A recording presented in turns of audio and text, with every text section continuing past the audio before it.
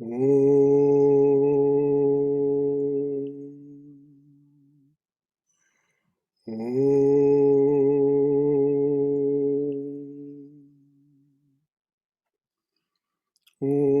Sahana Bhavatu Sahano Bhunaktu Saha Viryam Karavavai Tejasvinavadhitamastu Mavidvishavahai. Om Shanti Shanti Shanti. May the Divine Being look over us lovingly as a mother and father. May the Divine Being support and nourish us as a mother and father. May we have the strength and skill to study together the art of spirituality. May no misunderstandings arise amongst us. Om, peace, peace. Peace be unto us and to all beloved beings everywhere. Namaste, Amy. So we're studying Swami Prabhavananda's Realizing God, the collection of his talks. And we're well along in his talk, Mind and Its Control. Before we go ahead, are there any questions based on what we've read so far, or any other comments or questions that you'd like to add or ask before we move ahead? Anything at all? All right. The Swami says, oh, I've got the wrong glasses on.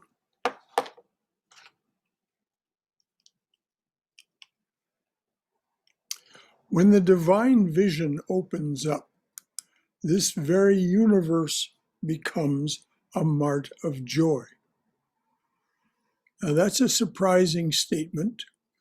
The Swami will expand on it. But with an uncontrolled mind, the conviction does not come that the one truth we must learn and convince ourselves of again and again is that God is here, that we have to find him within ourselves, that we must feel that presence within. So this is what occurs and maintains in an uncontrolled mind. Controlling the thought waves of the mind is not a superficial control. It is a complete overhauling of the mind. Patanjali says that when you have gained that control of your mind, then you dwell, you exist in your own true nature, which is divine. So I'm going to read that again. Controlling the thought waves of the mind is not a superficial control.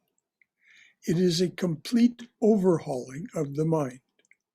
Patanjali says that when you have gained that control over your mind, then you dwell, you exist in your own true nature, which is divine. Now, this overhauling of the mind is something that happens slowly and slowly through these practices that the Swami has been talking about, especially contemplation, concentration, and meditation. Because when we learn to do those things, we have taken ourselves away from that aspect of ourselves that continues to generate the thought waves of the mind. We have, in a way of speaking, sunk below that into a kind of deeper and deeper silence. And in this silence, we discover that there is something else within us, Something else is there. And as we revisit that time and time and time again, we become convinced, as the Swami says here, that that is our own true nature. And we can feel that it is divine. It isn't something that we have to apply as a thought. It is that living presence, as Swami Prabhavananda calls it. It's self-evident that it is divine in nature. So before we go on, are there any questions about or comments from your own wisdom, your own experience, about this idea that we can learn to control the thought waves of the mind, and that when we do this, as Patanjali says, when you have gained that control over your mind, then you dwell, you exist in your own true nature, which is divine. It's a discovery that you make, and then as time goes on, you discover that that is the truth of your being, and the other, as the Swami said, is something superficial. Brother Shankara, Yes, brother. I'd like to share something. Yes. That from my experience, that was helpful for me. And if someone had said it to me, it would have saved me a lot of time, I believe. I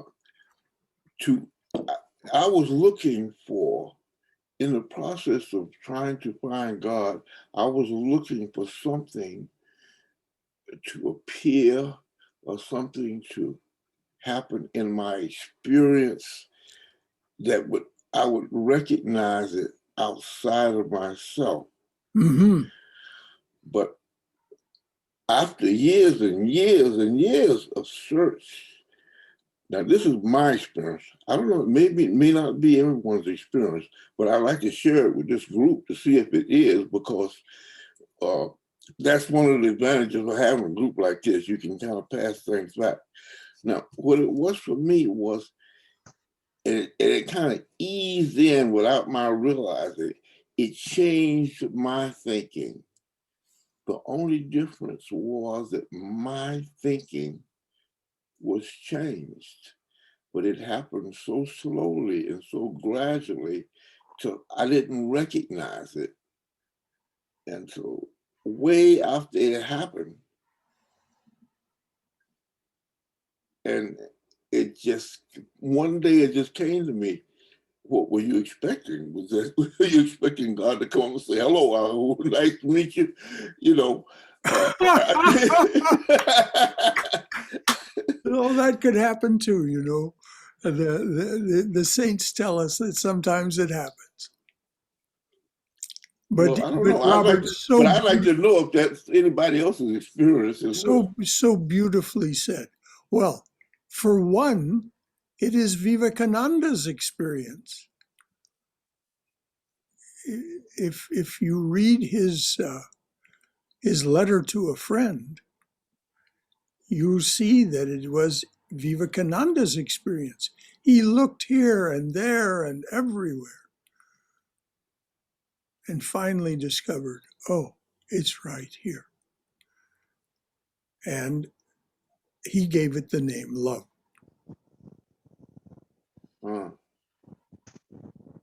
So you can read Vivekananda's letter to a friend, which is...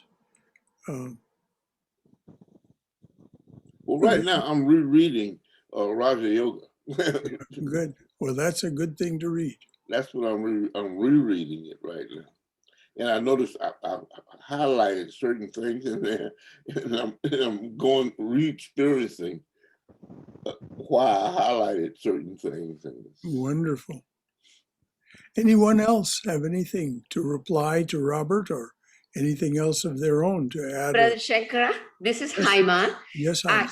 Robert just took the words out of my mouth. I was just thinking to say the same thing what he said. Exactly, that's how I felt a few years ago. When I changed my perception towards the events that happened to me, negative or positive, when I looked at them positively, it was all internal. I found out everything is within me. And that realization came to me a few years ago, and it was wonderful. Since then, life has become so much happier. It's all up to me how I want to see things. It has to change in the thought level. Definitely, I agree with the Swami Prabhavananda and all the gurus, all the sages. It did. I truly agree with Robert, 100%. And you Excellent. too. Thank you, Brother Shankara. Thank you, dear. Anyone else? Brother Shankara? Yes, dear. So in my mananas, or manana, whatever grammatically is correct, I'm thinking that the three main,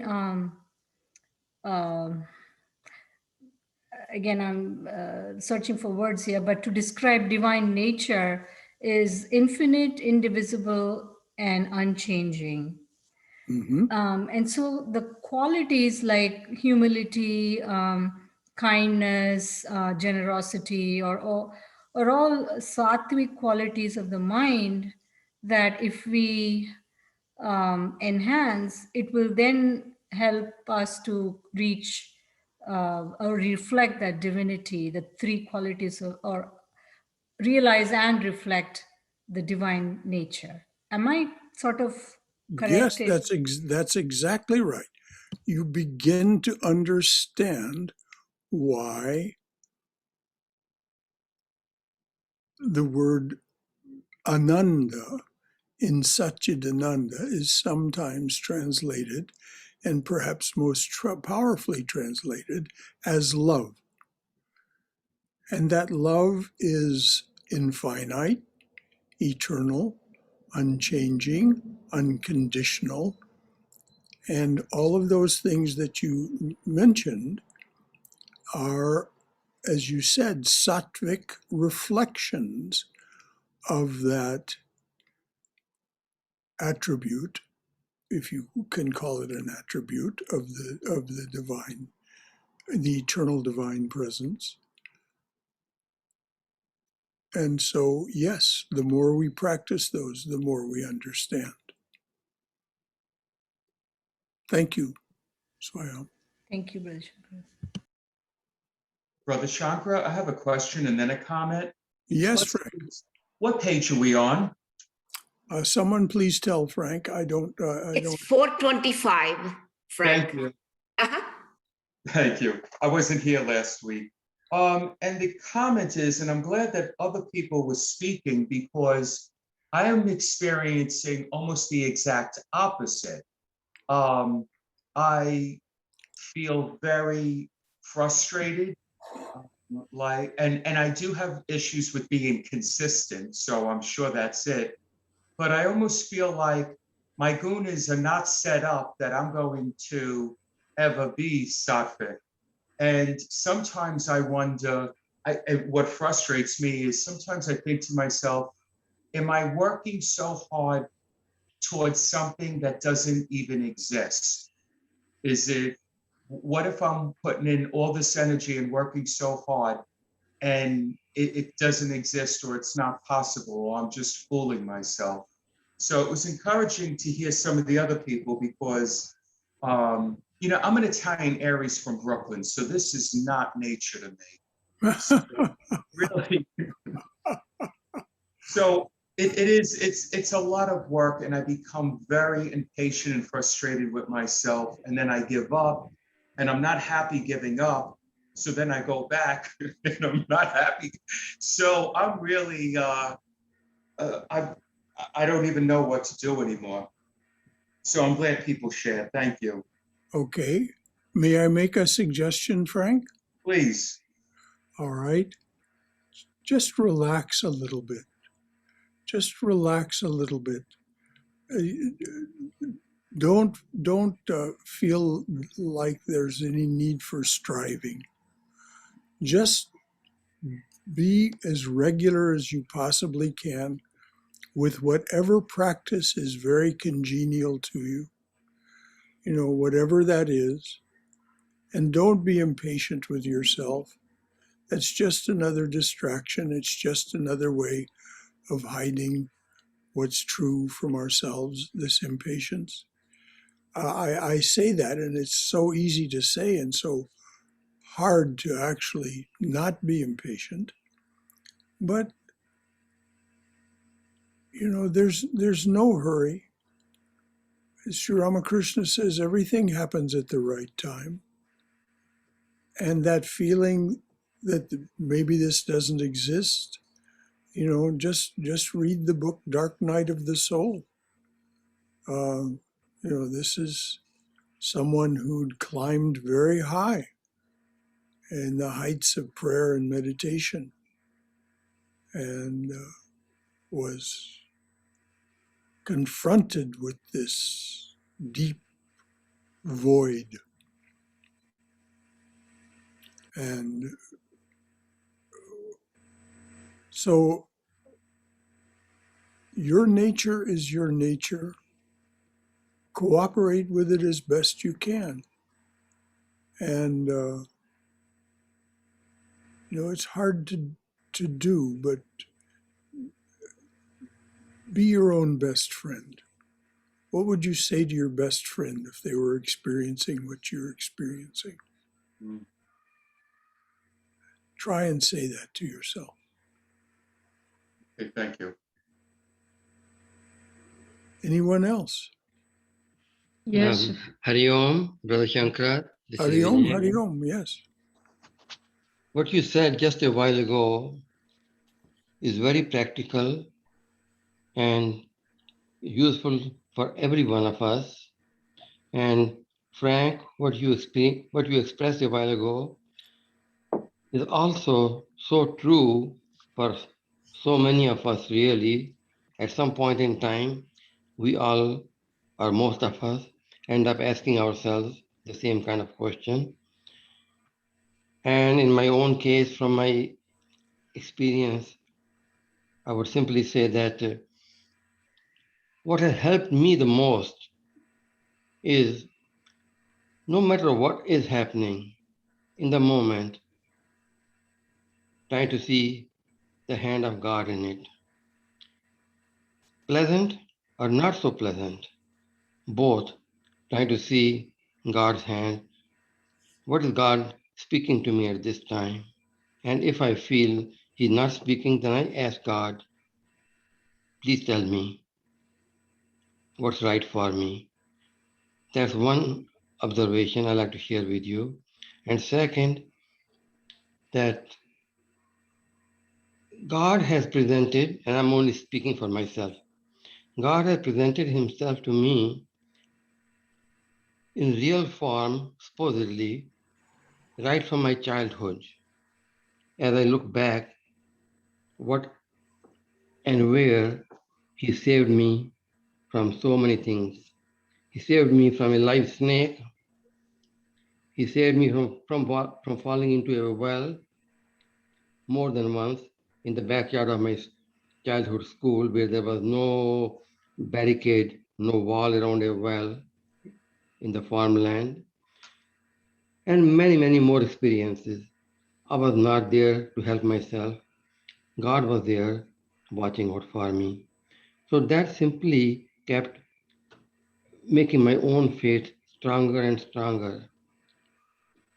And to this day, I believe that God is real and God has been there with me all the time. Thank you for listening to me. Thank you for all of that. And thank you for affirming what all of us know to be true, is that what Frank is experiencing is an experience for all of us at some point in time. Anyone else?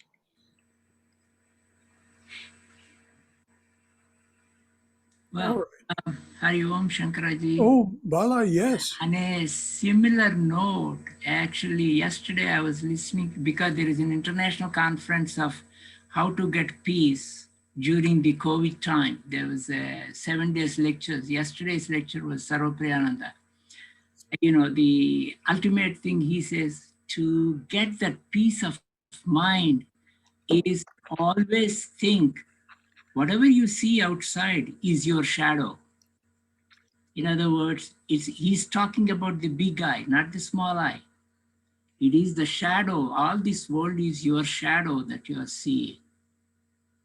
Mhm. Very nice. Wonderful. Well, it's said in so many different ways. Shadow, mirror, reflection in a mirror, Yes. something that lets us know there is something that is either casting or the shadow or being reflected in the mirror. There's a reality beyond the appearance. The appearance is the shadow or the reflection. Thank you, Bala. And also that gives you how to love the people around you. Yes.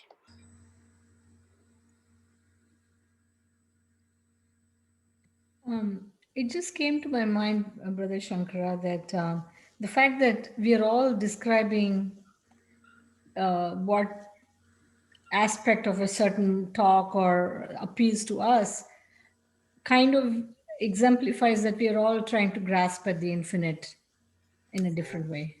Absolutely. Absolutely. That is the only thing that exists. This is what the scriptures tell us over and over. The infinite, the unchanging, the eternal is the only thing that exists. It is our own true nature. But this that we're experiencing is a shadow or reflection, or if you want to use Adi Shankaracharya's word, a superimposition, remembering that we as the divine being wanted to do this. Right.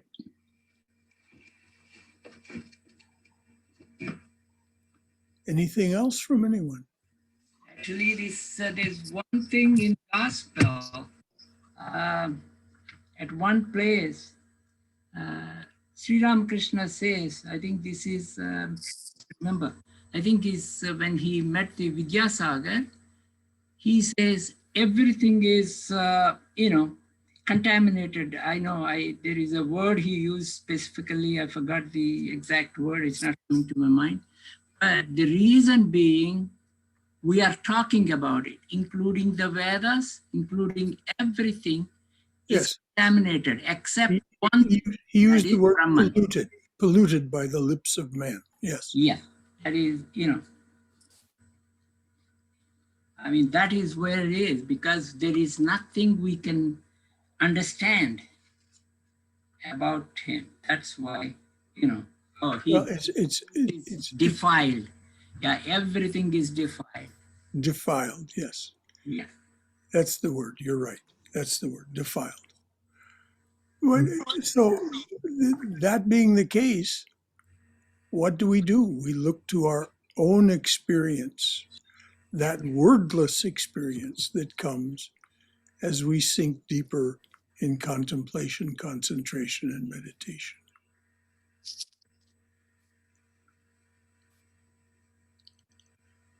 Patanjali says that when you have gained that control over your mind, then you dwell, you exist in your own true nature, which is divine. You cannot find God by just going through the rituals. Does this mean that rituals are not important? They are, because they prepare us, but they do not give us a direct vision of God. As long as we feel we can find our security and happiness and freedom in the objective world, so long that great longing for God does not arise. Take the life of Sri Ramakrishna. He showed in this age how much you have to yearn for God. A day would not pass in which he did not pray, meditate, worship. And in the evening, he would rub his head on the ground and say, "Mother, another day is gone, and I have not seen you." Life is vain. Life is futile until you can see God. He said that he had done 100% to give us the example that if we do even 10% of that, we shall reach the ultimate reality here while living on earth. I'm going to repeat that. Sri Ramakrishna said he had done 100% to give us the example that if we do even 10% of that, we shall reach that ultimate reality here while living on earth. So we can do our own calculations as to what 10% means for us. We have to come to that understanding. Now, what does he mean by we have to? There is no compulsion that we have to. But if this is what we want, this is what he's saying, this is what we have to do. We set our own priorities. And our own priorities are appropriate for us, whatever they are. We must trust that. We must believe that. So that when your priorities, when your intention becomes, I'm weary of this world, I see its futility, I want something more, then this is why the Swami says, then these are the things that we have to do. We come to understanding through discrimination and then feel the need for God. That's just what I was describing. We come to understanding through discrimination. That's that discrimination. I see that the world of the senses, that the five organs of action and the five senses are not going to yield what somehow I want. That's discrimination. And then the need for God. Then feel the need for God. The crux of the whole problem is in controlling the mind. And before we can control the mind, we must have the longing for liberation. And that comes when we become truly and utterly convinced that I'm not going to find any kind of genuine happiness, lasting happiness through this action and experience.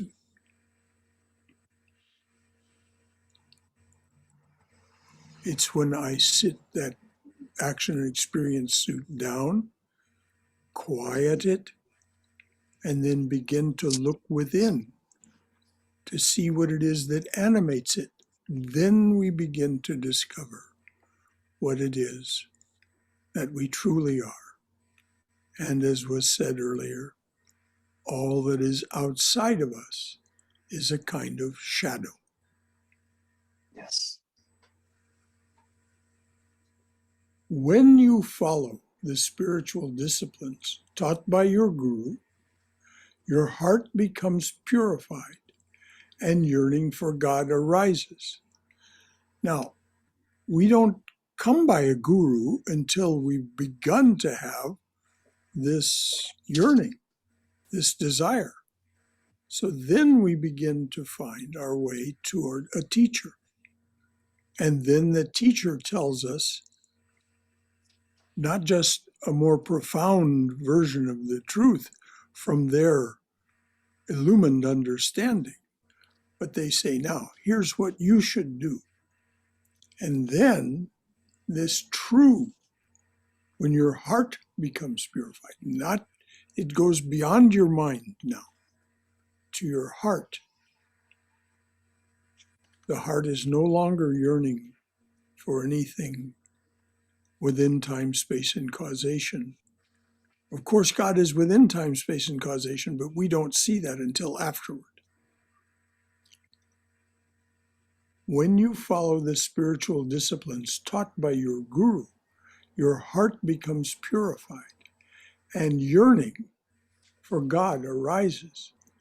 When this longing becomes such that you feel you cannot live without God, that your life is in vain if you cannot love God, then longing arises in the heart, such as that control comes automatically. So you no longer have to fight with the mind, the Swami is saying. Once the heart is purified and the longing for God becomes paramount, the longing for freedom and liberation, truth becomes paramount, then you no longer have to struggle with the mind. Occasionally, but it's you recognize it as old bad habits and let it go. Okay. Anything more from anyone at this point? Brother Shankara, Amadas here. Yes, Amadas. This is so important for me to hear this morning because I'm remembering that when and I'm piggybacking on that everything out there is shadow that I see from behind my eyes, and when I assume that I'm the sponsor of my difficulties, then I get to resolution a lot quicker. Because I shared with you before, I had a realization in February that there's a graceful way to do everything. And if grace isn't present, and I assume that I'm the difficulty, that actually takes me back to a distinction of responsibility that I adopted back in the 80s, which is responsibility doesn't need to include fault, guilt, burden, or blame. Responsibility is cause in the matter. And if I'm not cause in the matter, then I have no leverage for resolution. And so this is reminding me when difficulty is present in my life, if I'm the sponsor of the difficulty, then it's my job to find out what it is that, why I'm generating that difficulty in that moment. Yes.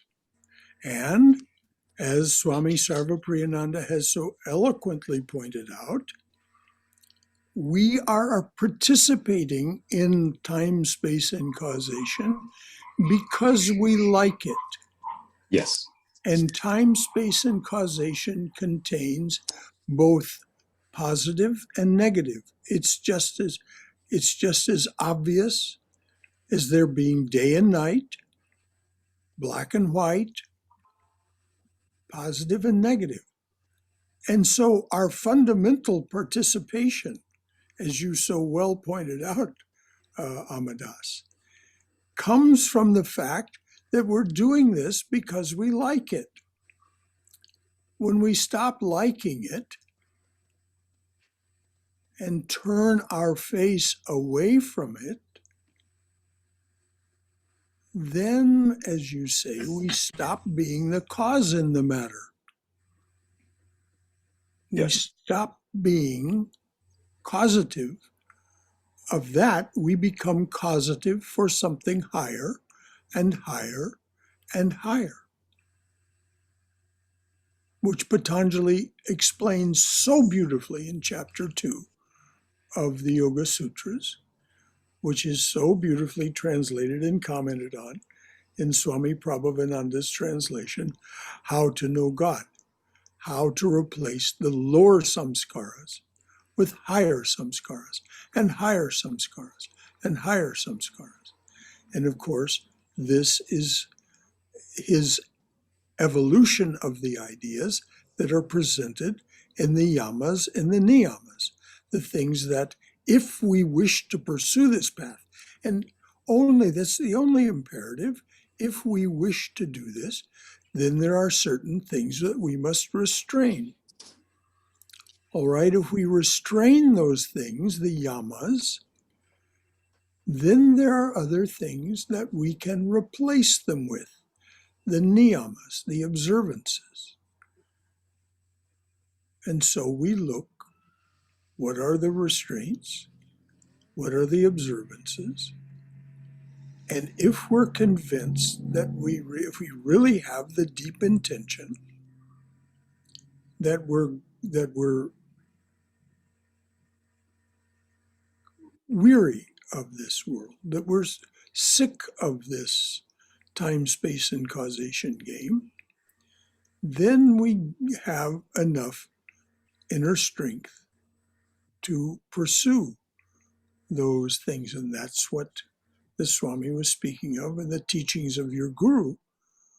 Patanjali can be your guru before you have a human guru. Patanjali is not gone anywhere. As Swami Vivekananda said, we are all together at one point. Where would he go?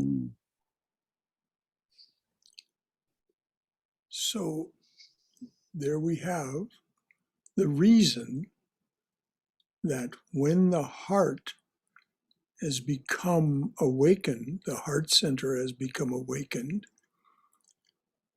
then our control over the mind becomes much more automatic. We simply don't want to let it get in the way. Not that we condemn it or say it's bad and wrong. It's not bad and wrong. It's just doing its thing.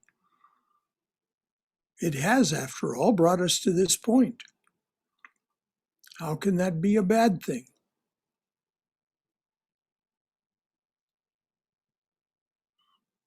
Thank you, Amadas. Anything else from anyone? All right.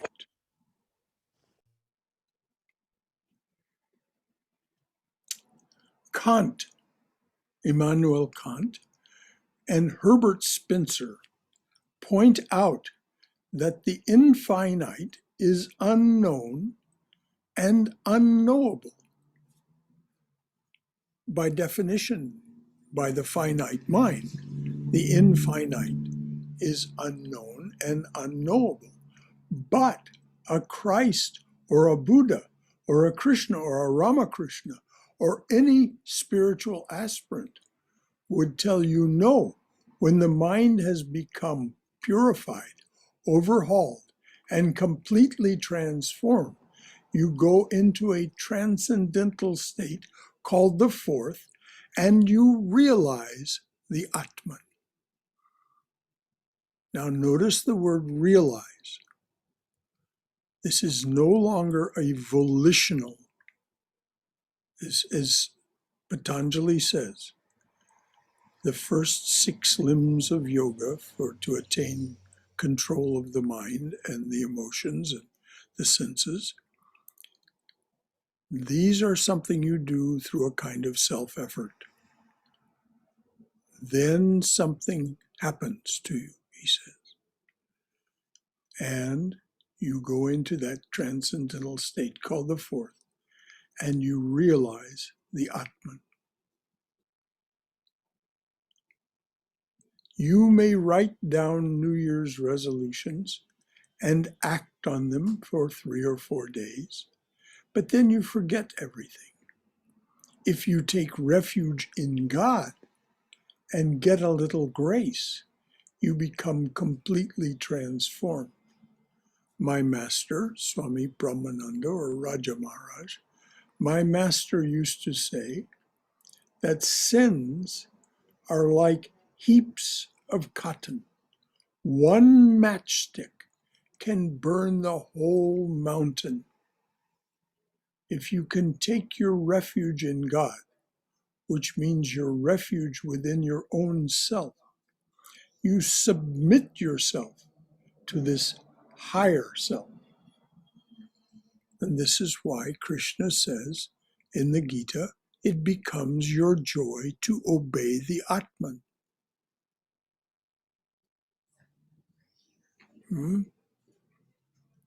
If you can take your refuge in God, which means refuge within your own self, you submit yourself to this higher self.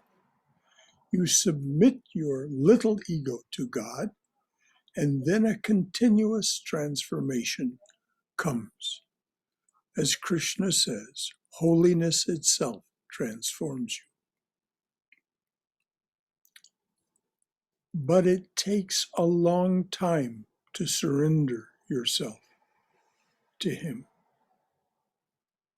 But it takes a long time to surrender yourself to Him. 1 minute you say, Lord, you are my refuge.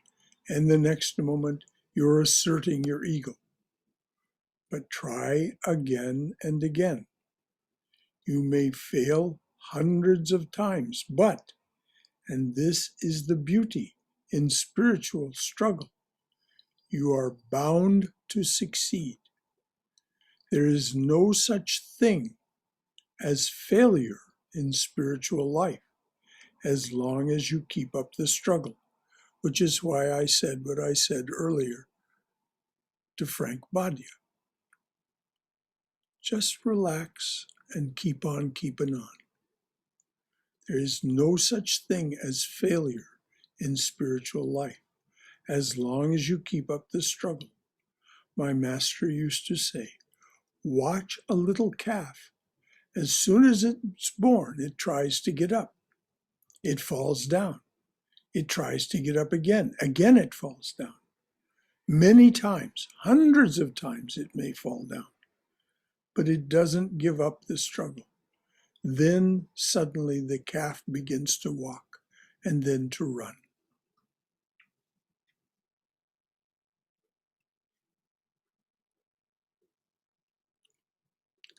Just so with our spiritual life. We have to learn to love God. We have to learn to love God. We've learned to love the world. We've learned, each of us in our own way, is successful in the world. Otherwise, how would you spare the time to be here on a Saturday morning? Why would you have the desire to be here on a Saturday morning? Your success in life. You've learned how to be in this world. But then something else has awakened. And now we're learning to love God.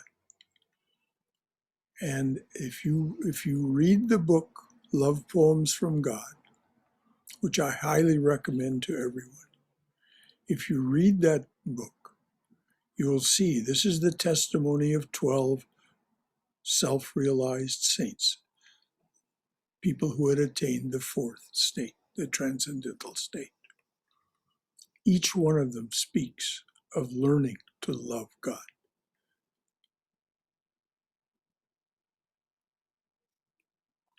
Just so with our spiritual life, we have to learn to love God.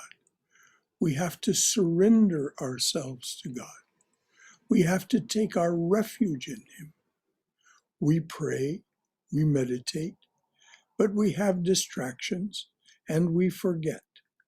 You sit for an hour to meditate, but perhaps for 5 seconds you have the thought of Him. It doesn't matter. That 5 seconds were blessed moments of your life. And when you have those 5 seconds, they're unforgettable. That's what he means by them being blessed moments. We pray, we meditate, but we have distractions and we forget. You sit for an hour to meditate, but perhaps 4 or 5 seconds you have the thought of Him. It doesn't matter. that 5 seconds were blessed moments of your life. And then when you really feel that He is your refuge, you begin to walk, and finally you can run, which is a reflection of that metaphor of the calf.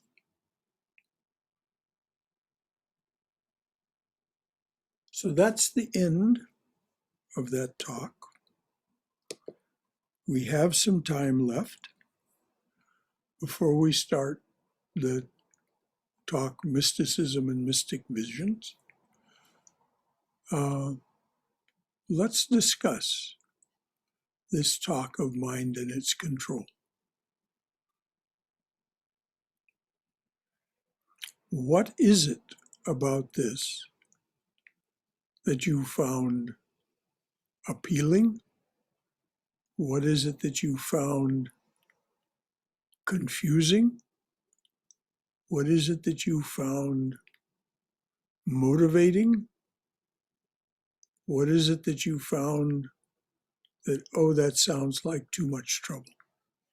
What from your own wisdom, from your own heart, from your own feelings and your own experience, what would you like to say about what the Swami has been saying for these past several weeks? Shankara, this is Somesh. I would Yes. like to share something. So, when it's said that Ramakrishna, he presented like what is 100%. And when I think about it, I probably maybe 1%, 2% I'm doing. And of course, it, like Frank said, it gets like all thoughts come that, am I even getting anywhere? Am I like wasting my time, or, all that comes. Mm-hmm. But when I look back and I realize that my life has really changed in terms of like when I look at my relationship with my family. Okay, it's much pleasant than what it used to be. I look at my work-life balance. I'm like, I used to be so frustrated at work, and now it is, things are happening at work. They do happen, but I am at peace.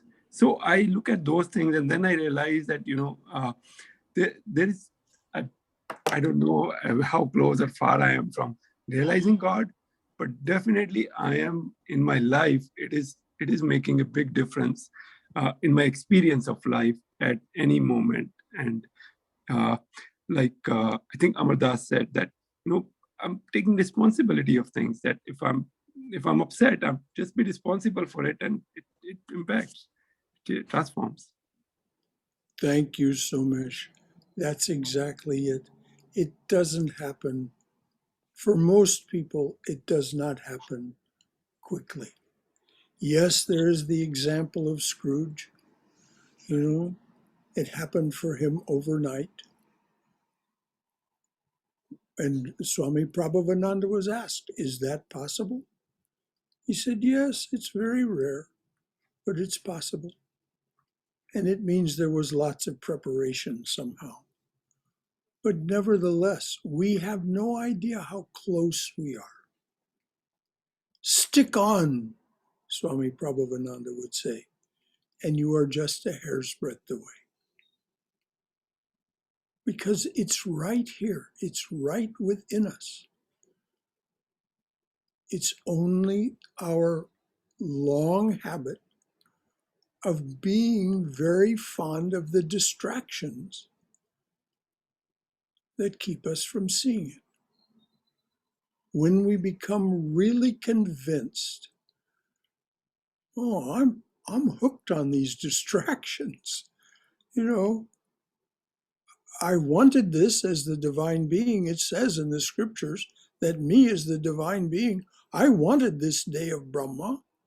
I wanted this manifestation and duality and time, space, and causation so that I could do and share and be and create. Okay, but I've had enough. I've had enough. So slowly and slowly, we unwind ourselves from that mortal coil, as it's called. Thank you so much. That was very well said, what you said. That your experience as you look back is that as you have pursued this path, things have improved in ways that make life more and more satisfying. Thank you. Anyone else? Brother Shankara? Yes, Neera.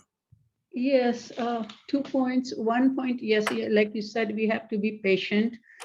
And we are experiencing a human life right now, human birth in this lifetime. And should we take a consolation that we'll continue to have more births as a human being so we can progress, and move forward. Well, if it does not happen in this if that's lifetime. what you want, Neera, if that's what you want, but if indeed every one of the great teachers have said, everyone has said, I've come to set you free. And in the Chandi, it says, Mother is there to set us free. She gives us both enjoyment and liberation. We don't need to have further lifetimes.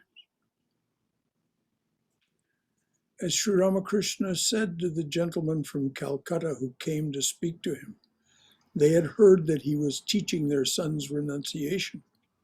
And so this delegation of them came, and there was a spokesman. They were all men in those days. And the spokesman said, tell us, why should we not enjoy the world? And Sri Ramakrishna said, go enjoy the world, I have no objection. But when you are sick of it, return to me, I have the cure. And speaking as the divine being in another context, he said, as the snake I bite, as the charmer I cure. So if we take real refuge in the divine and say, by whatever name we address the divine, O auspicious one, O beloved one, O one of all power, all knowledge, all love, please free me. Then we begin to understand the lines in the evening prayer.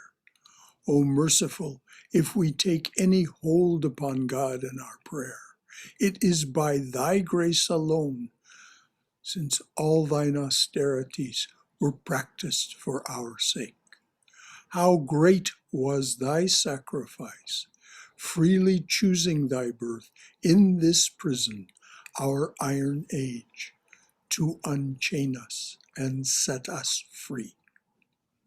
That's Sri Ramakrishna's promise. That's Vivekananda speaking on behalf of Sri Ramakrishna. Now, does it have to be Sri Ramakrishna? Of course not. Does your heart belong to Christ? What did Christ say? Be of good cheer, I have overcome the world. I am the vine, ye are the branches. Learn from me, and you shall not taste death.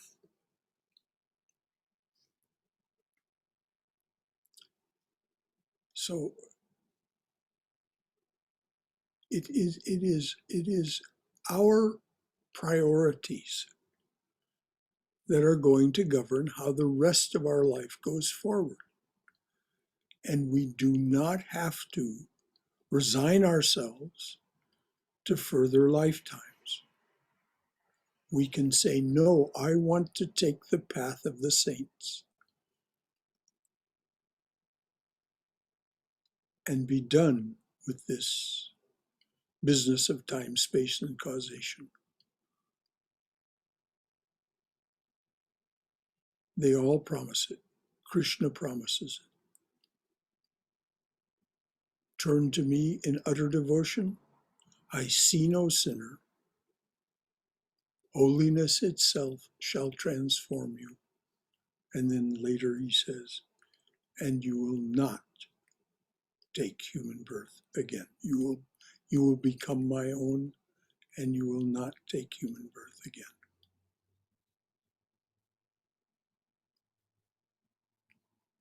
Thank you, Neera, for Thank you. bringing that out. And I relate to what Sumesh Batra said, that I noticed myself that I'm much more at peace, and I don't get disturbed as I used to get disturbed.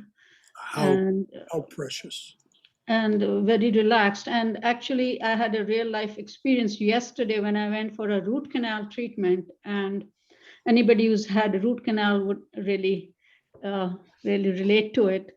I practiced my mantra during the whole procedure, and that helped me so much to take my mind off of what the doctor was doing to my tooth. And that was really awesome revelation to me, the power of my mantra. Yes, sweet, sweet, sweet. You're the power of your mantra.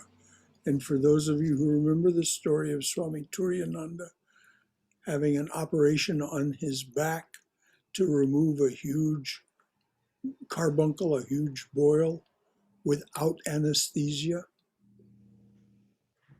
And yes. Then the wound was cauterized with a red hot iron. And he betrayed no sign that anything was happening because he was able to remove his awareness from his body. As Neera was just saying, by focusing on her mantra, she was able to become less aware of what the doctor was doing. And here's the little coda to the story about Swami Turiyananda. A few days after that operation on his back, where this terrible operation had been done without anesthesia and this cauterization had been done, his attendant was changing the Swami's clothes and noticed that the dressing needed changing. And without saying anything to the Swami, he simply pulled the dressing off. Of course, that hurts. Mhm. It's a mild pain, but it hurts. And the Swami said, ouch. And his assistant was astounded. He said, Swami, the other day I stood there and watched you be operated on in this way, and you didn't betray any sense that anything was happening. Now I just simply pull the dressing off and you say, ouch, what's up? And the Swami said, yes, but you didn't tell me you were going to do it. In other words, he was not able to take his mind, his awareness, away from what was going to happen to his body in that moment.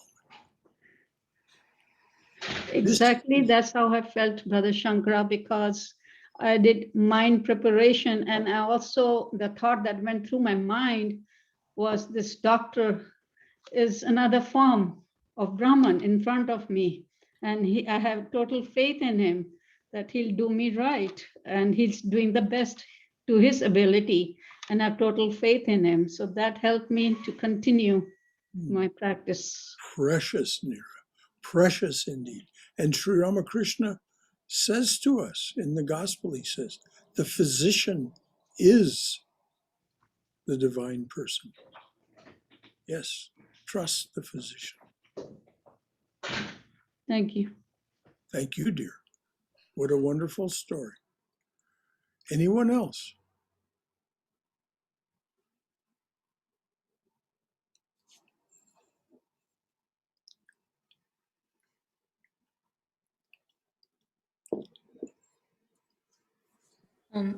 Brother Shankara, Yes, Swami.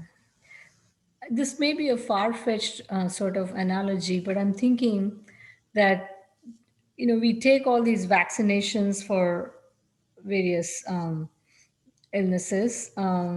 These are components of the bacteria or virus, and we take the vaccines and then the boosters, and eventually a particular disease gets eradicated. So these worldly experiences that we have, or the births, or maybe they are just vaccines that will eventually lead us to the freedom or eradication of the need for experiences. It's not at all a far-fetched analogy. This is exactly, in other words, you've just said in other words, what Holy Mother tells us. Sri Sharada Devi tells us that all the experiences that we have, that we may feel to be suffering, are a kind of medication to heal us so that we learn. And as she says, once you've learned what you need to learn and you begin to practice spiritual disciplines, as you begin to chant the name, you begin to practice recollectedness of the divine, it purifies you to the point where you no longer have to have the really harsh experiences. If your karma says, if it's written in the book of destiny that you are to lose a leg, in one place she says you will receive a scratch. Another place she says you will get a thorn in your foot. Instead of losing a leg, you will, in one context she says you will at least receive a scratch. And in another context she says you will get a thorn in your foot. Why? Because you don't need the lesson. You've been vaccinated. Very nicely said, Swami.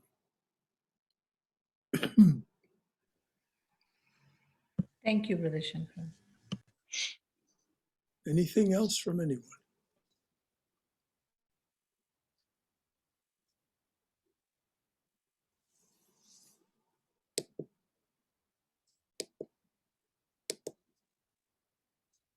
All right. It's a little afternoon. Any final thought from anyone? Or shall we wrap it up? Okay. Next week, we'll start with mysticism and mystic visions. And this is fascinating for all of us. And for those of you who have the book Love Poems from God, you know exactly what the Swami is going to talk to us about. Or you may have read some other things that will let you know. But I'm just going to read this last few lines from what we just finished.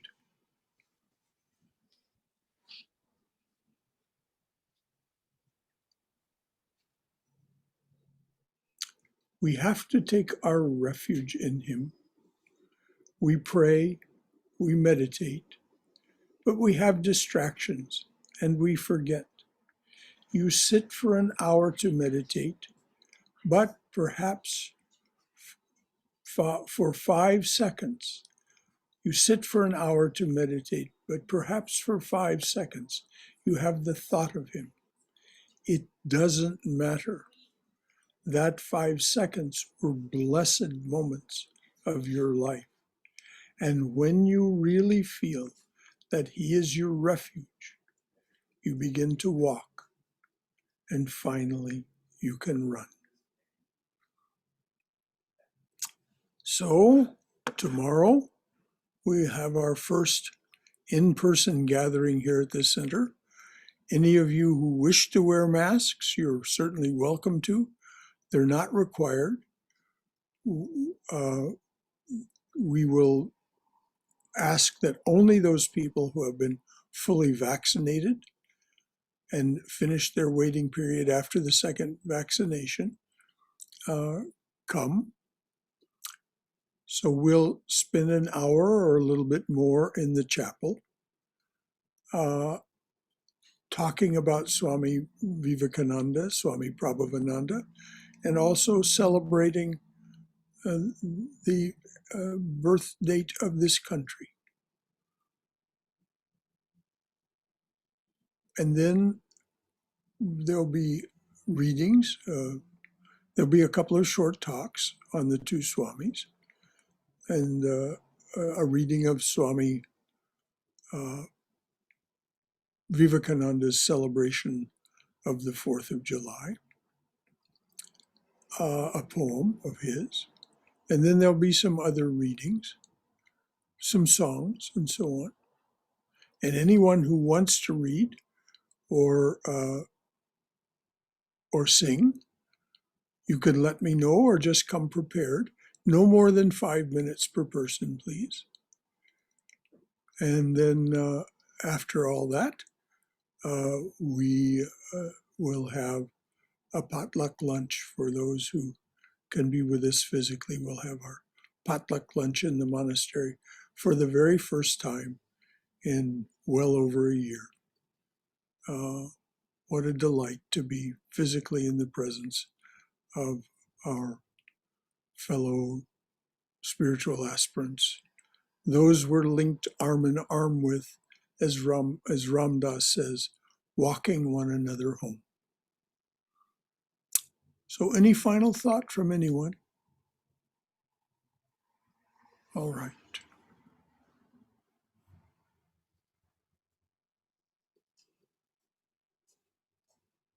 Oh, dearly beloved Lord, a flower at your feet for each one who comes to your open door.